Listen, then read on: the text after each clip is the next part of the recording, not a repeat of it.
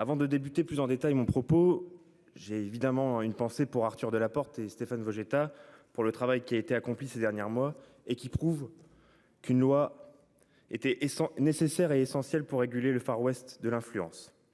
Mais aussi que parfois les propositions de loi peuvent traverser tous les clivages politiques. Dans le cadre de nos débats, j'en profite d'ailleurs pour remercier Madame la rapporteure qui a suivi cet esprit au Sénat. Et pour preuve, une dizaine d'amendements présentés par mon groupe ont été satisfaits en commission.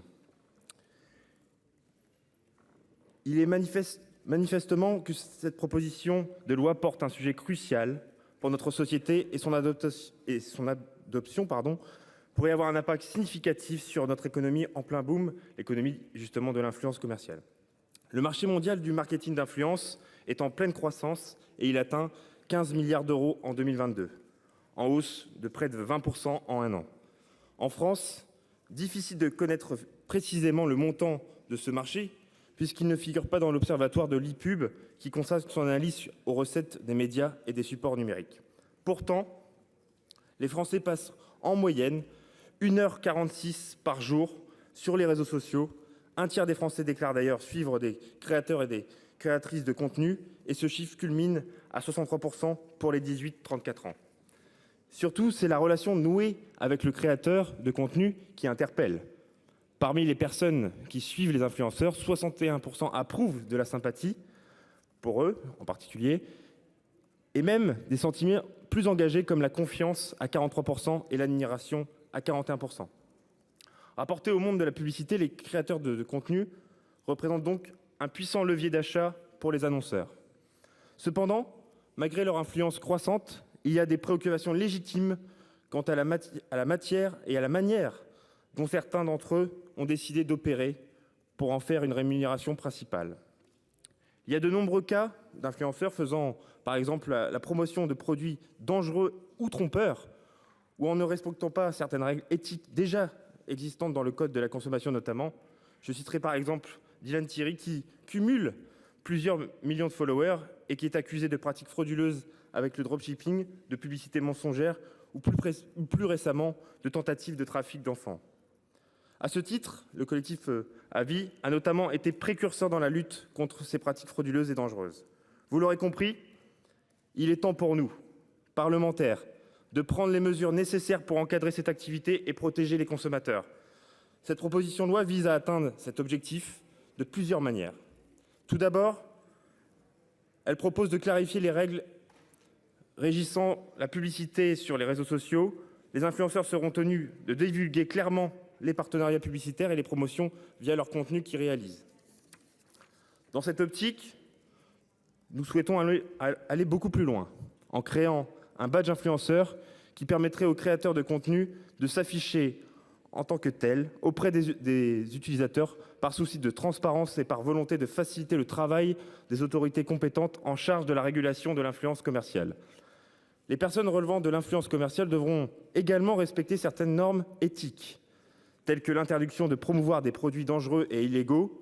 La proposition de loi rappelle à juste titre des interdictions déjà en vigueur pour la publicité à la télé et à la radio. Il s'agira pour notre groupe de répondre aussi à d'autres pratiques douteuses comme l'usage détourné de certains médicaments. Vous en avez peut-être entendu parler, mes chers collègues, le cas de l'Ozempic par exemple. Ce cas-là est alarmant. Ce médicament anti-diabétique est détourné par plusieurs personnes pour mincir justement à cause de recommandations de ce produit sur TikTok.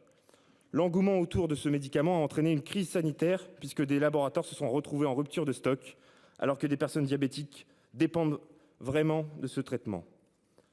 Nous espérons donc que le texte pourra évoluer afin de stopper ces pratiques dangereuses qui nuisent à la santé publique. Ensuite, concernant l'exercice d'une activité d'influence commerciale, nous souhaitons, avec le groupe socialiste, mettre des points de vigilance. Parce que, à l'âge de 11 ans, plus de la moitié des enfants sont déjà présents sur les réseaux sociaux. Un chiffre qui dépasse un peu plus de 70% pour les ados de 12 ans.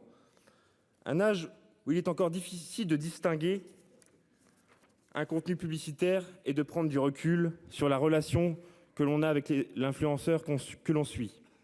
C'est pourquoi Nous souhaitons aller plus loin que les dispositions actuelles du texte en interdisant par exemple aux créateurs de contenu adultes de faire la promotion de la malbouffe auprès des mineurs, et ce, afin de ne pas générer une génération TikTok jusqu'à la génération McDonald's 2.0. Aussi, cette proposition de loi instaure un mécanisme de surveillance pour garantir le respect des règles. Les autorités compétentes seront chargées de surveiller les influenceurs et de prendre des mesures en cas de violation des règles éthiques. Les sanctions pourraient aller justement de l'amende à la suspension temporaire ou permanente même des comptes de l'influenceur. Ce travail a déjà commencé, et ça a été dit par Madame la Ministre, puisque le ministre de l'Économie a annoncé mercredi dernier que la DGCCRF avait contrôlé presque autant d'influenceurs en 3 mois que sur l'année 2022. Ainsi, 60% des influenceurs contrôlés, soit 30 sur 50, ont fait l'objet de constats d'infraction, ce qui montre deux choses. Premièrement, la nécessité de réguler plus fortement cette activité. Deuxièmement, la nécessité de renforcer les moyens de contrôle. Au rythme de 50 influenceurs contrôlés par trimestre, il faudrait toutefois 750 années pour contrôler l'ensemble des 1500 influenceurs reconnus en France. En sachant que la brigade de la DGCCRF est composée de 15 personnes, un agent peut donc être en charge potentiellement, je dis bien, de 10 000 influenceurs à lui tout seul. Ce n'est pas acceptable. Cela représenterait un travail titanesque, surtout que pour constituer ces dossiers, les enquêteurs doivent collecter les preuves et les identités, ce qui est une mission parfois impossible. Le manque de moyens est criant, et j'alerte Madame la Ministre une nouvelle fois. Cette proposition de loi vise donc à réguler l'activité de l'influence commerciale, et nous devons dès à présent espérer que les moyens de l'État vont suivre et que la loi puisse exercer son plein potentiel. Et surtout que d'ailleurs les tweets du ministre de l'économie ne soient pas justement des coups de com'. Quoi qu'il en soit, nous sommes convaincus avec l'ensemble du groupe socialiste, écologiste et républicain que cette proposition de loi est nécessaire pour protéger les consommateurs et garantir les influenceurs agissant justement de manière responsable et éthique et respectueuse de leur public.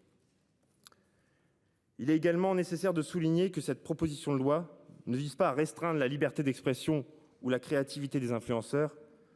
Et c'est la raison pour laquelle je tiens à rassurer les influenceurs signataires d'une tribune parue dans le JDD juste avant l'examen du texte à l'Assemblée. Alors il s'était précisé, vous souhaitez que notre seule boussole soit la protection des consommateurs des dérives d'une minorité qui se croit tout permis. Je peux vous assurer que ce texte y répond. Pour conclure, je suis convaincu que cette proposition de loi est une étape afin de poser les premiers jalons de la régulation commerciale, même si je pense qu'il y a encore beaucoup à faire. Beaucoup à faire parce que j'ai des craintes sur la mise en application de ce texte, notamment avec les moyens humains derrière, je l'ai dit. Il faudra renforcer les moyens et j'espère que les 15 ETP vont augmenter plutôt à 50 ETP dans les prochaines années. Merci.